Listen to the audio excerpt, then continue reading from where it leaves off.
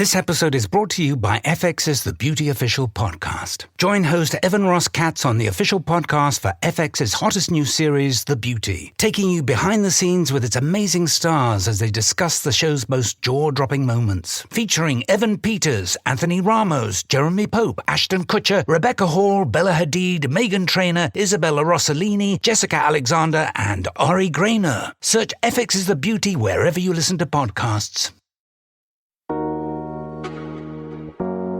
Hey Travel Tales listeners, this week we have a special bonus episode for you from our other podcast, Unpacked. Because this year, Afar is celebrating its 15-year anniversary. And if you can believe it, I've been with the company for 10 of those years. So last month, I sat down with our founders, Greg Sullivan and Joe Diaz, to share the story of how Afar came to be. And not surprisingly, travel was involved. They dreamed up the idea of a travel media company for travelers who embrace local culture and the realities of travel while actually embodying those values on a 5-week trip through India. You'll hear that story straight from Greg and Joe. They share their early hopes for the company, the challenges and the surprises that came up along the way, and they share some of their, shall we say, creative differences when it comes to traveling together, which they have done a lot. Greg is team aisle seat, and Joe will never leave the window seat, and he also won't put that window shade down. Their friendship and their passion for travel and making it a force for good in the world is undeniable, and it's so infectious. I hope you enjoy it as much as I did.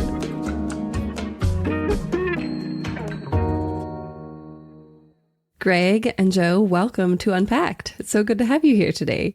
Pleased to be here. It's kind of fun to be on the other end of this with you. Yes. Always listening. He let us on. Yeah. He finally let us on. 5 years. 5 years, you're right. Now, next year, you each have to do a travel tale. Now you're in the universe, so you're on the hook. That's a lot harder. We are here today to talk about and to celebrate Afar's 15-year anniversary. And every time I think of that, it just blows my mind a little bit. So I would love to start way back in the beginning because your origin story for Afar is pretty incredible. Could you share that story with us? Well, we'll take a crack at it. That was January of 2007. Joe and I had a plan to go to India, and actually Nepal was also on we got visas for Nepal. And all we did was we had a flight into Delhi and a flight out of Mumbai 5 weeks later. And we had a reservation, I think, for the first night at the Imperial Hotel, right, Joe? That's right. And we had no other plan. We had kind of done a similar trip the year before to South America, and it worked out great. So we thought, yeah, let's try it to India. And yeah, it was just an amazing trip. I mean, with no plan, our whole thing is just kind of find things to discover and go there and, meet people, see where they take you. And I mean, from our first rickshaw driver taking us to his home and meet his mom the whole way. That's the way we did it. I think first thing we did to go to Agra, then we went up to north. We went to Hardwar, Rishikesh. There, Joe met a Swami at the Ananda Hotel, and he said we had to go to see his guru at his school down in Pune, and we did that and went to school for a few days. I mean, just that kind of like real happenstantial, go deep, see where it takes you kind of trip that really got us out of our comfort zone and just, really transported us. And at the end, basically, we went to Goa and we finally kind of let our hair down. We drinking Kingfisher beers, might have had something illegal, and reflecting back on the trip, just like, wow, this was so cool. And like, gosh, more people need to travel like this. And maybe this is something we should do, try to inspire other people to travel like this. Came up with, taglines. I think it was, what was it? Reach beyond, travel, look within. It was beyond travel, explore the world, reach within. Oh. These are very good, you guys. Yeah. Did you know right then that you wanted to do a magazine, or were you just thinking, oh, we'll inspire people somehow? You know how it is. It's one of those, like, you're sitting on a beach having beers and smoking some ganja, and you think you got the world's best idea, and then you wake up the next morning generally, and you're like, oh my God, that was the dumbest thing we could have ever come up with. But when we got up the next morning, we're like, it's still not a bad idea, and let's kind of flesh this out. So that's what we did. Was we got back to the States. Oh, Joe, you got to tell them first. I forgot this part of the story. They lost our luggage. We didn't have luggage the whole 5 weeks we were in India. We had Indian clothes made, and you guys, wow. I didn't know that part. Oh, the tailoring was amazing. I wish I still had those shorts. We get back, and what do you do after you come up with a great idea and you know nothing about the business that you're thinking about entering? You go to Amazon.com and buy How to Start magazine books. And so that's literally what we did. I think we bought like 3 or 4 books, and like 3 of them were written by editors and 1 was written by an accountant. And Greg and I were like, well, we really got to make this a business. Like maybe we read the accountant's book first. So his book was How to Start a Magazine, and he helped start the magazine for the magazine industry and even helped launch Playboy with Hugh Hefner. And so we went and met him, and this guy was an old timer and talking about his Rolodex, and that's literally where it started. And then we started making phone calls, getting the team together, and 15 years later, here we are. Here we are. And the magazine we're still producing the magazine. Exactly. Still producing. Well, thank God we really weren't that good at learning the book that we read. We really fortunately found some people that were very good at producing great magazines, producing great content, figuring out how to sell ads and all that kind of thing. So we've been very fortunate to find lots of other people that shared our dream and our vision. No doubt. Well, and I do love that you guys were not in the media industry. And I think that brought a certain bravery and some inspiration that may not have come from someone who had come up in the media world. So could you, before we go forward, briefly tell me what each of you were doing before this point? Because you had very different lives before Afar. Yeah, and I mean, so Greg and I have about 20 or so years difference between us. So he got to live a couple extra lives before me. I'm younger than Joe. At least on camera, you're looking great, Greg. Thank you. So I, right out of college, graduated and applied and got into a program called Teach for America. Takes recent college graduates, puts them into under-resourced, underfunded schools around the country. That sent me to Phoenix, Arizona, where I taught 5th grade for 2 years and 7th and 8th grade for a year. That's actually where I met Greg. He was a volunteer in my classroom in my 3rd and final year of teaching. His company at the time sponsored our school with volunteers and with like after school money to help support some of the sports programs.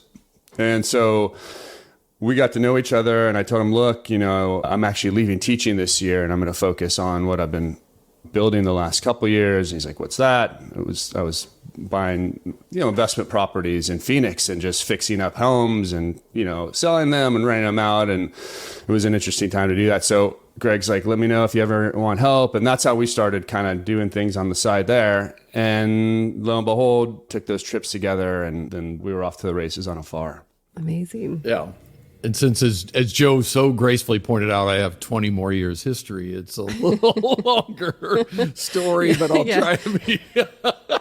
I was a lawyer that started a few businesses. I was in a used car business when I met Joe. And then same time he was leaving teaching, I was going into academics in a way. I was going to classes at Arizona State studying philosophy, and I was teaching law and ethics at Arizona State for business students. And so that's what I was doing when we really were making our travels and the like and decided to start Afar. But Greg started an arcade game manufacturing company, Super Shot, the basketball game that has the movable hoops up and down. This is the guy that came up with that. It was, legendary. In my own mind. You're an omnivorous businessman, Greg. Well, did you guys hit it off right away in that classroom? Like, was there a friendship vibe there right away? God, what was this? This was like 20-something years ago. Yes. And then honestly, so we were good friends, and we started doing a little bit of business. And then we did that trip that I mentioned earlier to South America. That was kind of similar. I think we had a flight into Buenos Aires and a flight out of Santiago about 5 weeks later. Yeah. And with no plan. And that at the end of that trip, in the beginning he was a friend. At the end, he was my best friend. Basically, we were really close after that. I've never heard you put it that way, Greg. I thought you said it was at the end. It's usually he was a big pain in the ass, but that was a public friend. consumption, I guess. This is a different version. Yeah, well, We're burnishing we're in the history marketing. for the past. Yes, exactly. We can't show all the behind the scenes stuff where you guys argue. I'm glad this is recorded, though. 'Cause, Yeah, you have a soundbite. Well, we'll get more to your travel style because you have traveled so much together over the years. But I wanted to go back to the early years of Afar. So how long did it take you from the beach in Goa to the first issue of the magazine, roughly? 2.5 years. Wow. Yeah. We spent basically the balance of 2007 writing our own kind of plan, thinking about what we're going to do, meeting various people, going to conferences, that kind of thing. And then it's kind of same time, we both moved from Arizona to San Francisco, and we started to find people in San Francisco that really shared the vision and shared the dream. And that was in 2008. Julia, our editor-in-chief, and a couple others wrote our editorial plan. And then in November 1st, basically, we brought on our first employees.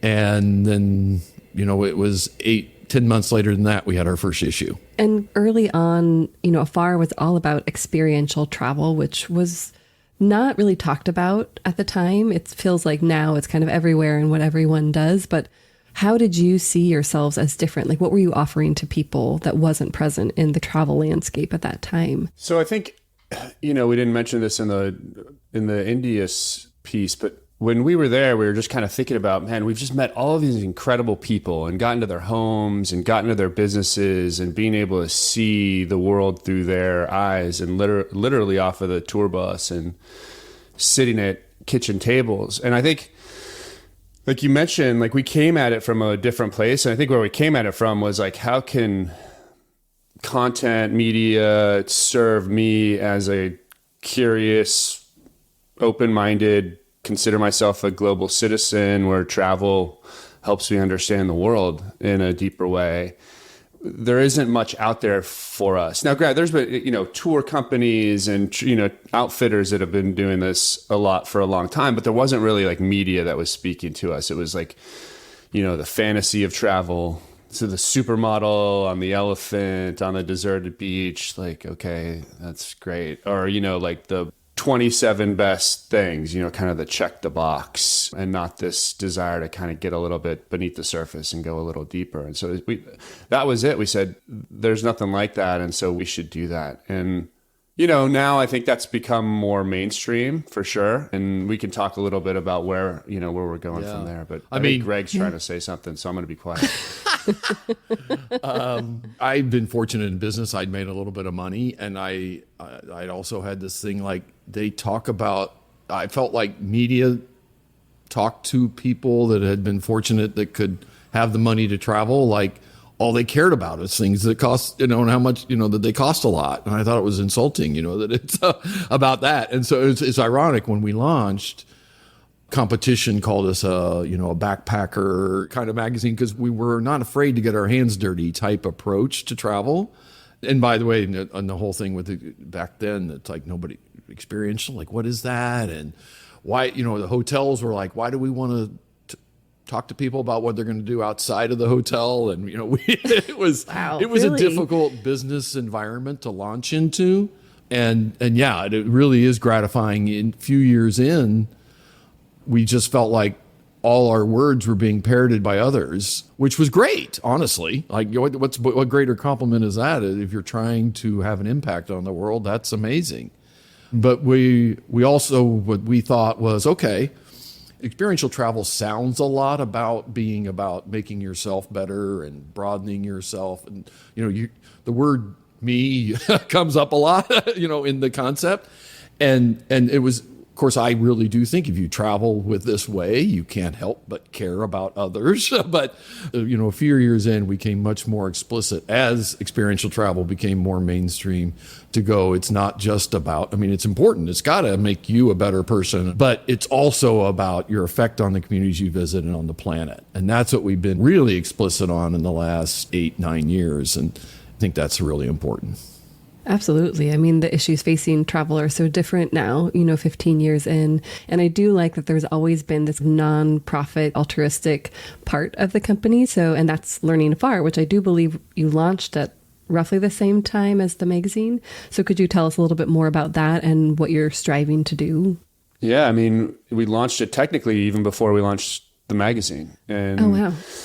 I was a teacher. Greg had spent time volunteering in South Africa in orphanages and, so was involved kind of in education in that respect. I grew up, my mom worked for the Marriott for 25 years. We had just a lot of people from around the world always coming through the house. So when she used to tell me that travel is the best form of education, it didn't ring hollow because I could see it coming through our front door on the weekends. And when I was teaching, I had a class of my first year, 34 kids, all of them Hispanic, 8 monolingual Spanish speakers. All my parents spoke only Spanish except for one. And there was one girl in my class named Alexandra, and she had the opportunity to travel just a little bit, like to the Grand Canyon from Phoenix or to the beach, which was like 5 hours away. All the other kids didn't get to leave their neighborhoods. They lived in these like 2 mile by 2 mile square neighborhoods. And the way that she related to me and the questions she asked and how she saw herself was just very different than the way other students were able to see themselves. And both Greg and I felt this. We experienced it. We lived it and taught it in these environments. And we understood that there is this transformational power that travel can have when done with this mindset that we're kind of talking about. And, this idea that travel starts the second you leave your front door. And if you're curious and you're open-minded and you're willing to go outside your comfort zone just a little bit every single day, that can create some incredible opportunities for yourself and the people around you. And so this was the whole idea around Learning Afar. Let's get young people out in the world who normally would never have a chance to travel. Let's get them to experience a place and then come back and make an impact on the places in which they live. And started in 2009, and we've grown the program. And like our big dream is, especially for today, I've been saying this for a long time, but today I think it rings even more true than it ever has. Like, imagine if 1 million of our high school students every year traveled in this kind of way where they'd study about a place and its issues and themselves, and then they'd go for like a week and contribute to those places and grow spiritually and as individuals, and then they come back and share that with their communities in all the ways that they're going to be able to share. Like, imagine if that happened every year with 1 million students. Like, the conversations that we would have together, the stuff that we would see on the news that we would find important would be very different than the shit that's out there today and that we are forced to watch and be bombarded with. And so we'd be able to elevate our conversations in our society. And at the end of the day, that's like the big, like, why are you doing this? Because we believe that that's where it can go if we continue to do the work that we're doing. And it is it's one of the most rewarding things we do when the students come back from those trips and we get to hear their stories. All of us, we all believe in the power of travel, but, we're very fortunate. We get to travel a lot. And although we get a thrill every time and we grow every time and all that, it's nothing like hearing somebody that has done it for their first time. I'm a basket case in tears every time it happens. Yeah, we have these annual company meetings, and there's usually someone who comes and talks about Learning Afar and either brings students or shares stories. And I feel like there's not a dry eye in the house when that happens. That's like the most meaningful moment for most people, most employees, I think. Well, so back at the beginning, did you have a, quote unquote 15-year plan? Did you have an idea of where this was going to go? No. 15-year plan. I think some of our first employees were having bets. They're like, what's the over-under on how long this thing's going to last? Oh, and then the bet, I think 6 months was as long as people would bet. Simpkins was like, it's 6 months. That's it. I've got a Simpkins 6-month would runway, say and then I got to find another job to support the family. Everyone's saving the pennies. Well, what has surprised you? So we're still here, and there was a pandemic that threw a wonderful wrench into all of that. What has surprised you the most over the years? I mean, lots of things. But just how much people really believe in this idea, and just being able to experience that with our core team who like live and breathe this every day, and to like sit there now. You mentioned our company meetings where we now have 55, 60 people attending. Just how much everybody rallies around the idea and rallies around each other. And that's been, for me, pretty darn cool to see how everyone just kind of comes together around something that started the way that it did. So that's one big thing. And then I'd say the other one is just not only our team, but like this idea and these values and this mindset and this way of travel. It's attracting this audience that's like values driven, believes in the power of travel, wants to use travel as a way to grow themselves and make a positive impact in the world. And they're the ones that are setting the direction of where travel is really going. So to be able to have that kind of relationship with that kind of audience that believes in that and makes the impact that it does through the content that we create is very rewarding, and not something that I thought could be that possible. And I might as well just throw in then, Joe, you got our employees, you got the audience, and then there is the industry. I've been in like 4 or 5 industries. There's nothing like the travel industry. It is, the people are, I go back to when we launched. Getting anybody to give us a dime in advertising was almost impossible. Joe was spending all his time trying to do that. And a lot of people are like, you're crazy. All the people, though, they totally bought it, what we were doing. They just go, my business won't let me do this. But they all were, everybody in the travel industry believed in what we were doing. And yeah, it just makes sense. Travel people are travelers at heart. They're some of the world's best travelers themselves. And that's why they're in it, is because they believe in it and believe in how it can make the world better too. So yeah, it's a great industry. I can't imagine going to another. And how have you seen the industry change in general? And then how did it change to enable Afar to be successful, essentially? That experiential did become more and more mainstream. It just started, they heard it from us and they started hearing it more and more. And it's like, yes, all travelers were like, hey, I'm not going just for the hotel experience. I'm not going just, I want to understand the people and cultures of the places I'm visiting, Like I said, the employees knew it, but the businesses had to see the demand. And so they responded, and then therefore we became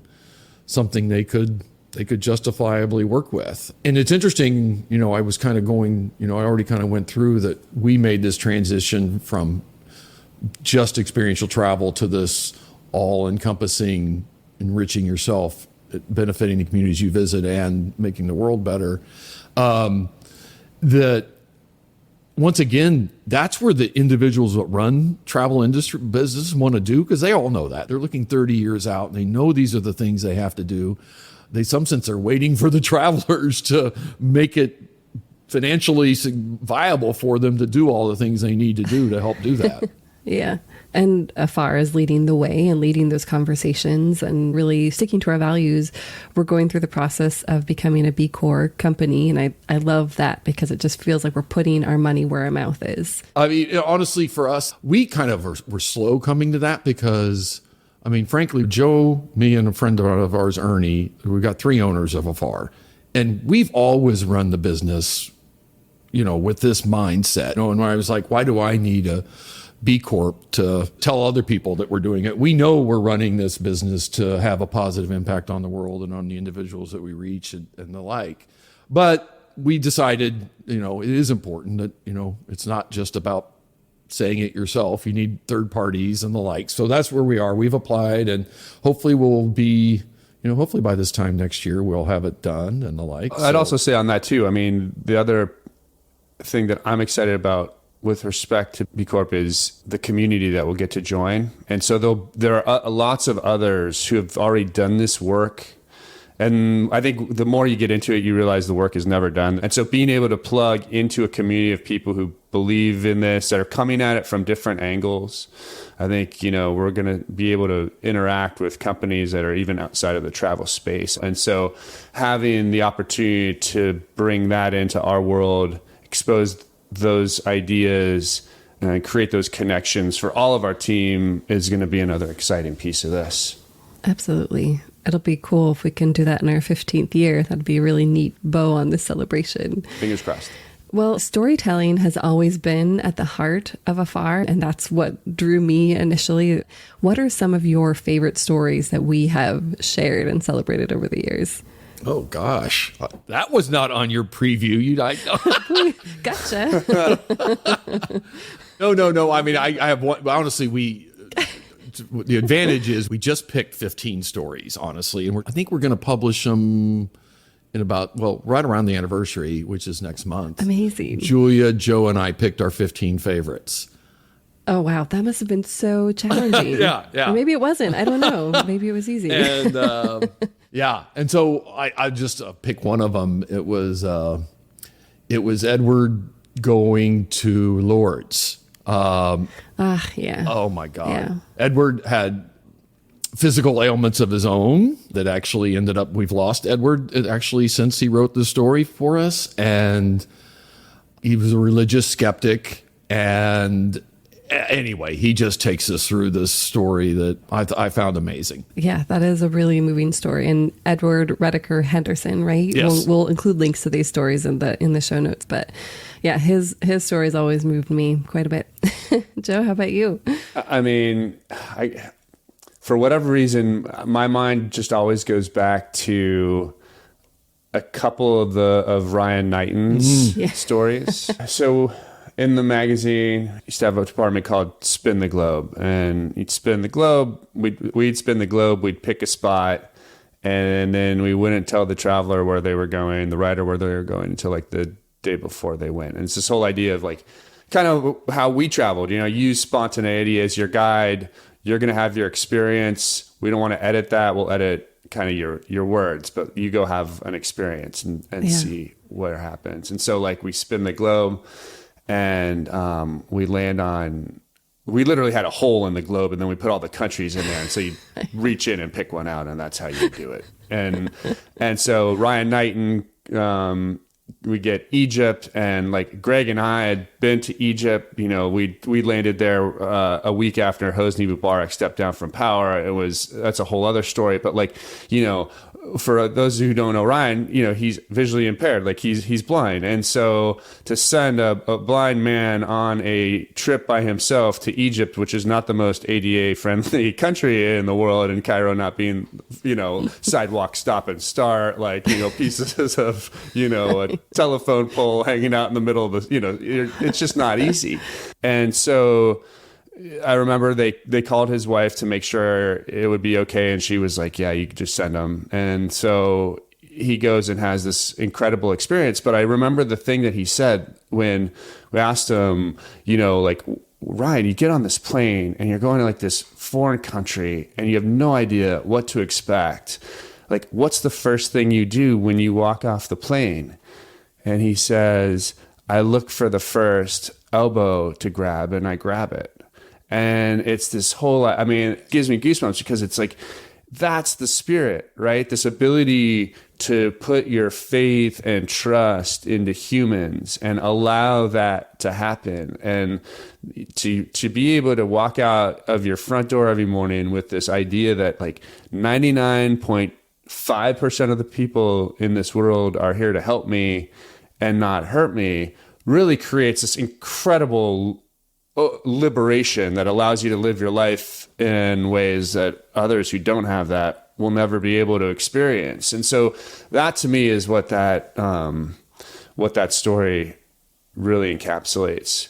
I'd say like The second one by him was when we took him on a safari, and the whole idea of like a blind man on a safari, you're like, well, isn't that's like the most visually stimulating experience in the world practically. But his ability to interpret everything through his paradigm, you know, through the way that he looks at the world was so incredible to us. Just the ability to zero in on smells and how he described those, and to zero in on sounds of like, you know, comparing elephant feet to being football when they're stepping on the ground, being footballs like being flattened and all the air stomped out of them, made us literally see safari in such a different way. So I think those two stories just really hit on some of the core values and intentions of what we try to do in our storytelling for our travelers. Well, Ryan did a travel tale last year about how he's a surfer, you know, and he went to Hawaii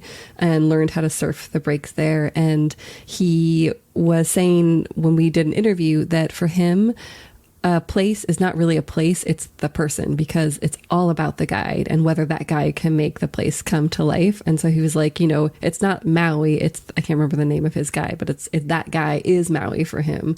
And I thought that was such an interesting, you know, he always helps you kind of reframe how you think about travel. I love that. He's very good at that. 100%. And that reminds me too of like people when they tell me, oh, I've been to that place already. And I'm like, you've been there, but you know, you had a set of experiences. That'd be like your experience if you went back. Right? So that's why I've never gotten into the country counting, none of that. It's like, what does that mean? You've done some experiences, but you don't know a country because you landed there once and left 7 days later. Yeah, Our litmus test is like, all right, so you've been to 150 countries, whoopee, you know, how many kitchen tables in those countries have you been able to sit at? You know, and it's like, oh, well, I didn't sit at any. I was at the Emirates lounge, and you know, it's like, well, okay, that's not sorry, Charlie, but that's not really what we're talking about here. Even though Emirates lounge is very nice. Oh, it's beautiful. It's beautiful, and we do love those things. We want the lounge and then the dining table with the friends, new friends. Well, I'm curious to know why you guys still think it's important to print a magazine in this day and age, and especially given that we have Instagram and TikTok and all these other ways that people are telling stories and showcasing travel. So, I mean, one of the things that's happened with the internet, and all the internet, I'm once again showing my age, but everybody's a content creator and the like, which is, there's a lot that's great about that. I'm going to be the first to admit. It's like, you know, democratization of content is a wonderful thing in some sense, but there's also a sense of like people that do things that are professionals, that are experts, that do fact checking, that do things well, and how hold themselves to a professional standards and are accountable for the things they say. When they make a mistake, they own up to it.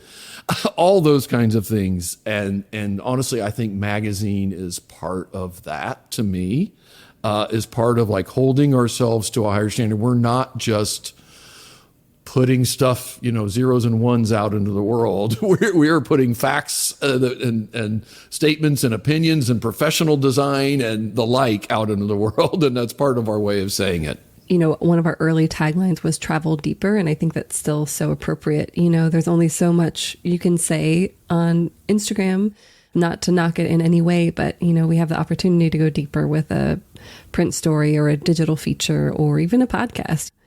Well, I'd like to get into some of your personal travels and travel habits, but I think we'd be remiss to not bring up that little thing called the pandemic, which was a frightening time for everyone and really changed travel. It's changed travel at that time. It's changed travel since then. So how did that impact the business? And do you think it made us stronger? It really impacted the business.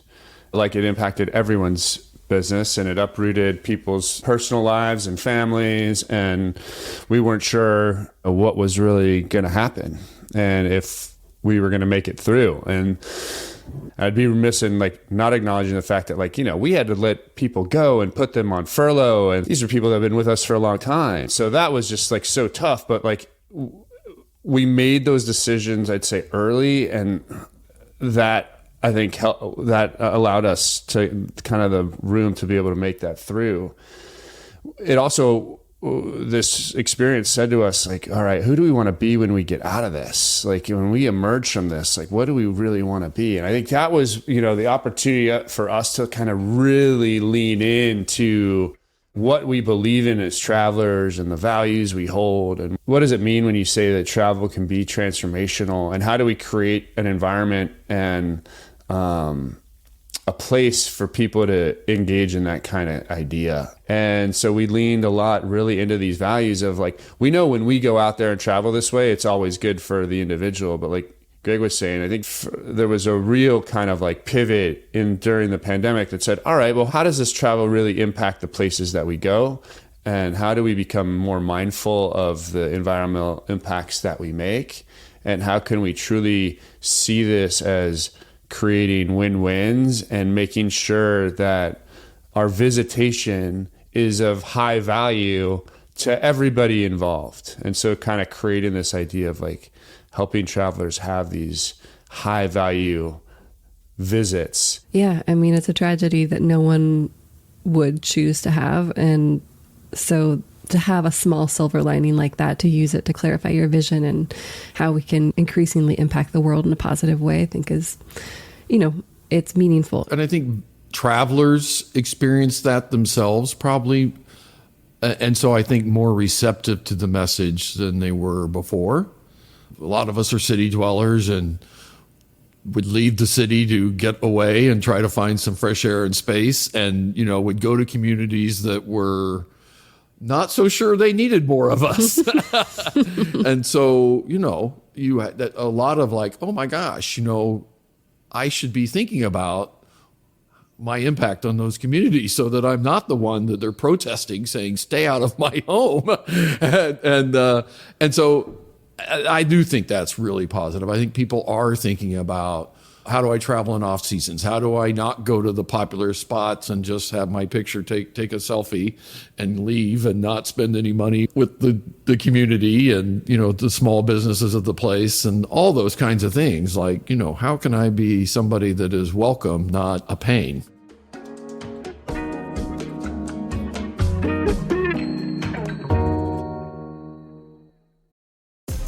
They always tell you there's a catch, a compromise, an asterisk. Terms apply. See store for details. May be less than advertised. May vary by mood. Probably.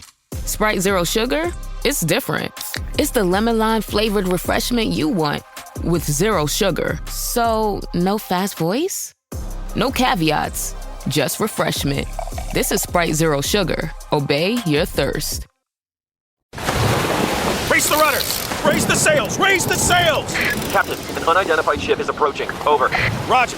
Wait, is that an enterprise sales solution? Reach sales professionals, not professional sailors. With LinkedIn ads, you can target the right people by industry, job title, and more. Start converting your B2B audience today. Spend $250 on your first campaign and get a free $250 credit for the next one. Get started today at linkedin.com/campaign. Terms and conditions apply.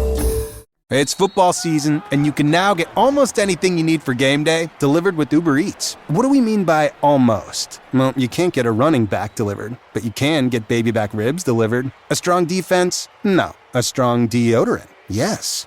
A six-pack of abs? Nope. Six-pack of beer? Yes. Get almost anything for game day delivered with Uber Eats, official on-demand food delivery partner of the NFL. Order now. Alcohol 21 plus and in select cities. Product availability varies by region. See app for details.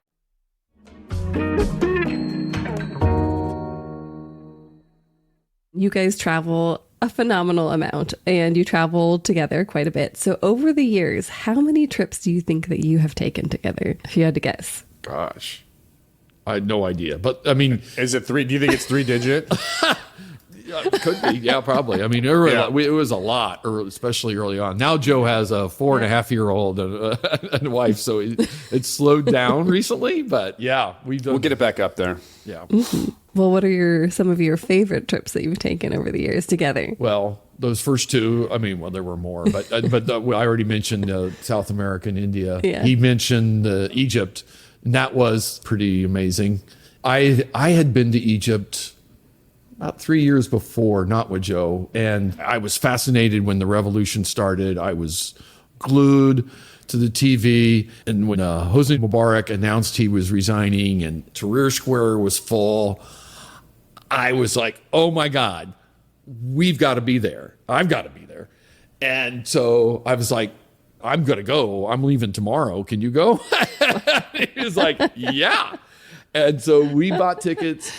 And honestly, it turned out not to be as, the Berlin Wall moment I was hoping it would be. But, it was this really important thing that like a chance to be at history. But it was like their travel industry is going to go through a really hard time. We're now in the travel industry. This is 2 years into Afar. This is 2011. I was like, maybe we can be helpful. Let's figure it out. Let's go there. And so we get on a plane, literally. I think we flew to London, and then we took an Egypt Air flight from London down. There was, I think, 3 people on our flight. Nobody was going to Cairo. We go to the Four Seasons Hotel. I think there were 3 people in a 250-room hotel, and I think they all worked for CNN. It was, nobody was there. No Westerners.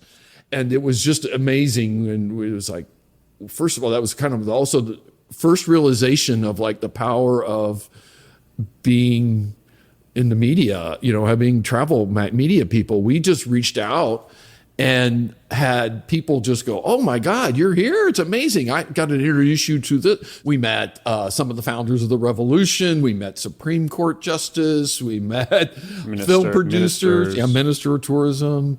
Everybody was like, God, nobody's here, and you're here to try to be supportive of us. We want to meet you, and so we were really busy. And the 1 week anniversary of Mubarak resigning, they had a celebration in Tahrir Square, and I think the estimates was there were 3.5 million people there, and we were. Once again, other than CNN employees, we were the only Westerners there, and probably the only ones who didn't speak Arabic, and it was amazing. And people were climbing up, carrying Egypt flags, climbing up on every statue. And it was just so amazing. The tourism department had somebody that came with us, and we asked, because I do remember I asked somebody, like they had this guy up speaking, and most of the speeches were just exuberance and enthusiasm. This one guy was kind of ranting, and I was like, what's he saying? And it was like, he's not saying very good things about the United States of America.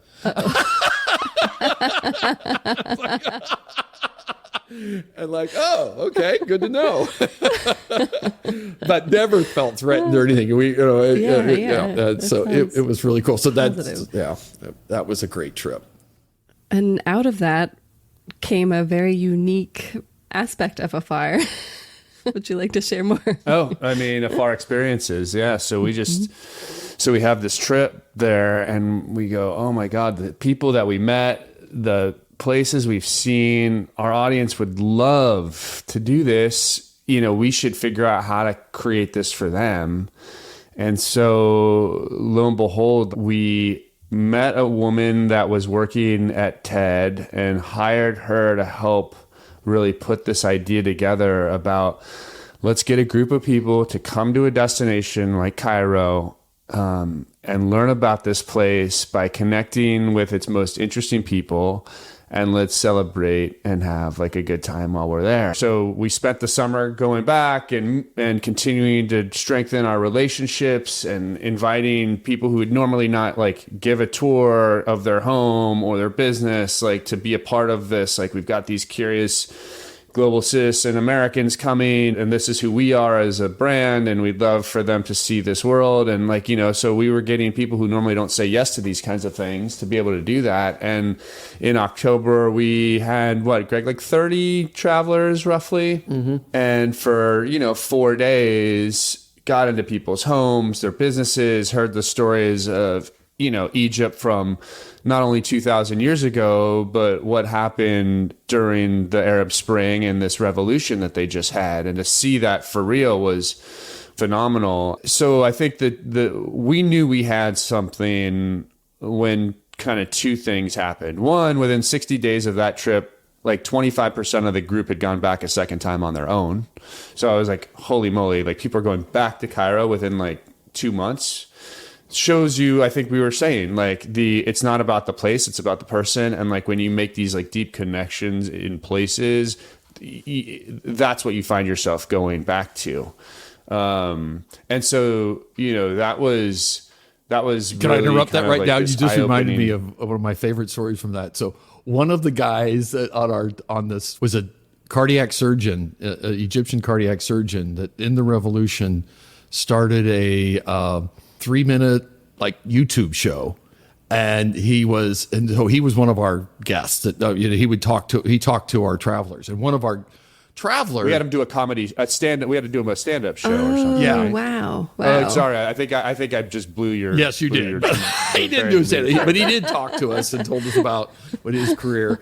He was, and he loved Jon Stewart, and he told our group that. Well, one of the women on our group was a friend of the producer of The Daily Show.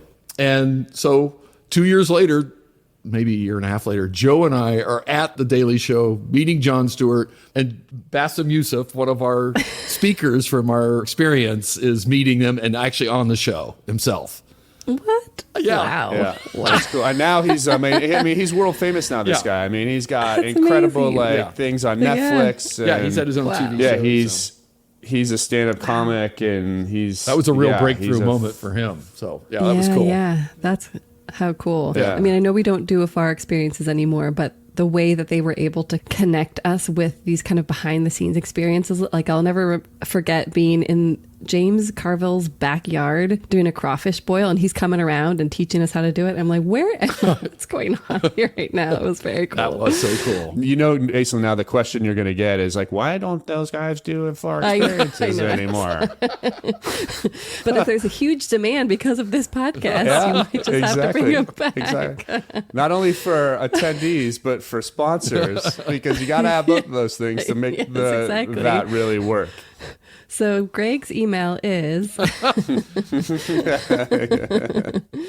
well, you guys share a similar travel philosophy, but as listeners may have gotten a little hint of, you do have your differences when it comes to travel. And we've had fun over the years playing with some of those differences. So I was hoping that you could talk a little bit about what you've discovered. They seem to be smaller to me, but I think they were pretty small.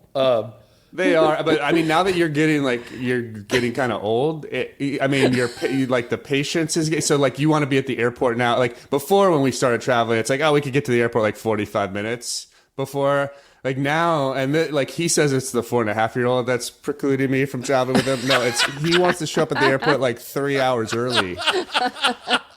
the recommended time. Yeah, he like actually reads the thing that United says on the app, and he's like, "We got to be there. We got to be there."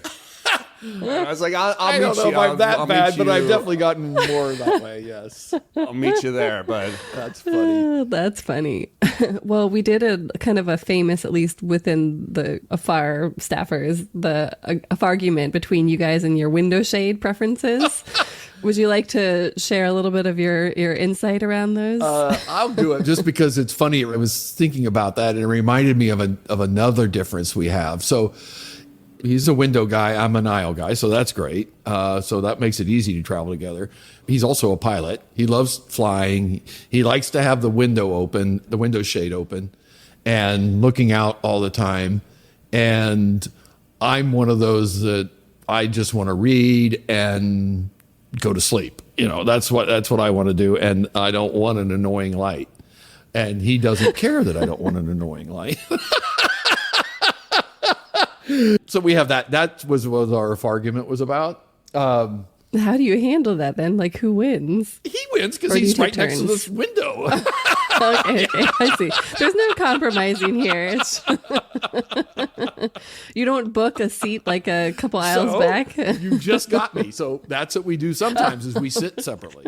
But that's why I'm going to the other problem is that Joe is a talker on planes. He will make friends with the person next to him and talk the entire flight, which is definitely worse than having the window open. Window shade open. Because you're sitting there trying to sleep. Joe's drumming up business. He's trying to read his little important book. But I feel like there's some stories about Joe talking to people on planes that have like worked to our advantage in big ways. Yeah, so like he does. You've met. True. I'm sure there's some people he's pissed off too that I don't know about, but. I mean, why not take advantage of the opportunity, by the way? You've got like interesting people with different stories all around you. And then you've got this, like, you're sitting in this seat 30,000 feet above the ground. Like, what better place to kind of look out and like think about life and the world and what's going on than like in that seat? I can't It's argue. like, it drives me nuts, people that waste that opportunity. I mean, I can't. I guess I'm. I view, so it's funny. He views the experience starting when he gets on the plane. I get it when after we land, you know. And Interesting. Yeah, but yeah. And I can't argue his approach. Both valid. Yeah. I wouldn't say that. I don't go that far. Well, I'm with you on the window shade, but my problem with talking to people, and I'm kind of hit or miss with this, is that I don't want to talk the whole time. And so there's that awkward, like, how do you stop? And then how do you start the movie and how do you read your book? Like, do you have any tips? I think you just got to be bold. You got to be bold. You know, you either just put the headphones back in, be like, hey, I'm just going to do this now, you know, and you just put them back in, or, you know. There's no slowly backing away. You're just like, bye. Yeah, it's like good talking. Hey, I'm going to catch up on this now. So Joe is telling this as if this is what he does. This is what people do to him is what he really means. This is what he's learned over the Yeah, they go like cold turkey on me. And I'm like, oh, that's effective. Like, but wait. Oh, his headphones noise canceling are in. And he just put an eye shade on. Okay, maybe I'll just wait till he gets up. Oh my God. Oh, great. That was great, Greg. Thank you for pointing that out. All right. Well, I was hoping that we could try something. I don't know if this will work, but a quick rapid fire. So let's start with, well, we already answered this question, but window or aisle? I'm aisle. I'm a window.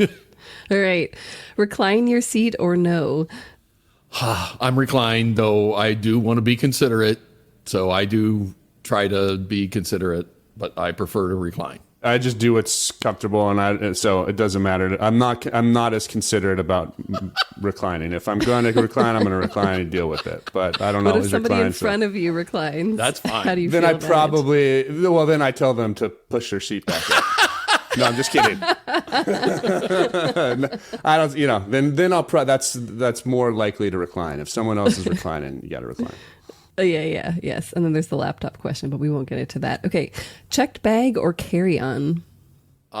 So ever since that trip to India when we lost our clothes for 6 weeks, I have always been a carry-on. I had been a carry-on until the pandemic, and now I'm just kind of like, you know what? I mean, it depends on the trip, but checking luggage allows me the ability to not have to think as carefully about what goes in the bag and how tightly I wrap it. And so, you know, if you've got like loyalty on airlines, like, then I don't have to pay for the luggage, I'll probably go that route and check it. So Joe and I did. We used to travel with very small, backpacks. Backpacks, right? And now Joe doesn't only check, he checks an armoire.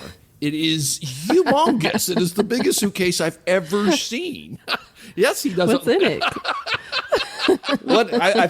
What isn't in it? So, Greg, would you wait for him at baggage claim or no? You're off starting your trip. Oh, no, I wait. But I do complain and bitch the whole time, yes. Good. That seems fitting. That seems fitting. Okay. Well, what's in that armoire? Packing cubes, rolls, or layers? I definitely am a packing cube guy, and I roll inside the packing cubes. Oh my gosh, layers. He also uses cellophane to avoid wrinkles. This is for your nice shirts. If you don't want to have to deal with the wrinkles, you pack them in cellophane. What I'm loving that hotels are starting to do now is they're getting rid of the irons and they're just putting in the steamers. The steamers. Because I'll turn on the hot shower and hang it in the shower to get the wrinkles out. But now they've got the steamers, and that's a pro move right there by the hotels. Yeah, I just had that for the first time at the Dewberry in Charleston, and I was like, wow. And I bought one as a result. I was like, I love it. All right, Greg, did you answer? Did you say what you do? Oh, I just cram. And it's filthy. It's filthy. He will take his like shirts that he's supposed to put on his body, and he'll wrap them around his shoes that go onto the. Yeah. Oh, like, no. Joe's a hygienic person. I am not. We, as you know, Lindsay Matthews, our former commerce editor, had the don't put your suitcase on the bed. Make sure you wrap your shoes. I do none of that. I'm not very good at any of that. I just fold and cram. The shirt around the shoe. No, I don't. That's a new one. They are next to each other. The shoe is pressing against my shirt. You might as well wrap it like a burrito. Yeah, it's kind of the same thing then. All right, we'll move on. Mountains or ocean? That's impossible. It just depends. It depends. I love them both. Yeah. I live near the ocean, which I do love, but I guess I'd have to say I'm a mountain guy. Yeah, okay. And souvenirs, yay or nay, for other people? Nay. I'm not a seriously nay person. I don't like to get them. I don't like to give them. Okay, noted. Duly noted. Having a 4-year-old makes it tough to be a non-souvenir person, and it's even tougher to figure out what the heck you bring back, and so I'm always looking for good ideas on things that aren't just kind of tchotchke, but have like a connection to the place, and sometimes I don't execute, and so I get in trouble when I get home, sometimes I just did Wimbledon a couple weeks ago, and somebody people are like, bring me back something from Wimbledon. I go, well, by the way, it's online. If you don't have to go to Wimbledon to get a Wimbledon T-shirt. What, they want like a tennis ball? Oh. And by the way, you'll get one that you like if you choose it versus having me pick one. But it's just, I am not a stuff person. I don't need more stuff in my life. I don't know why more people need more stuff in their life. It is not my thing. And you don't have room for it either. Joe might have room. All right. Last question. This is a more serious question, but what do you hope for the future of Afar? That's a big question. Greg, I have something I could say, but I was really going to wait for you to say something better. I'd love to hear what you have to say. I think everyone would at this point. I honestly, I don't. Yeah, my thing is, I just hope we're connecting with more people and in a more regular way. I love what we do, and we're just trying to figure out a way to connect with people where they want to hear from us. Whether that's on social media, on podcasts, through email. How can we connect with them and help get them to think, travel better, live better, and we always want to continue trying to be a good prod to the industry to get better too. I think it's along those lines. Like, we believe in this idea of travel as a force for good, and so the more people that think like this, travel like this, the better our world will be. So how can we create, a stage that allows this to continue to go on and allow more and more people to be a part of it, and to continue to make it more accessible for people. I think one of the things that we're seeing is like the questions that travelers are asking of their suppliers. And when I say a supplier, I mean of their hotels, of their airlines, of the brands and companies that are supplying the travel are so much more different and improved. It shows kind of their thinking in terms of, that impact that we talk about. The more people are asking about, how hotels handle their food waste, or how well they pay their employees, or how much of the money that I'm giving to this tour operator or this hotel is staying inside the country or staying inside that community where I'm traveling. So continuing to be able to help people ask these kinds of questions that help hotels and management teams and companies hold themselves accountable and continue to have confidence in the idea that they need to be working towards, a more sustainable approach, is really, I think, a huge opportunity for us. It's a lot of moving parts that have to come together, and that's what we want to help continue to do. Well said. And looking forward to the next 15 years. And again, congratulations on the last 15. It's been quite a ride. Well, thanks so much for all you've done to help along the way, and everybody. Thanks, Greg. It's been the coolest thing I've ever done, that's for sure, and most satisfying and humbling. It's cool. Some of the things we say we're about, they sound, I don't know, they're high-minded, trying to make travel a force for good in the world and all, and I think that's important, but it's also humility of it's not hard. We certainly don't have all the answers.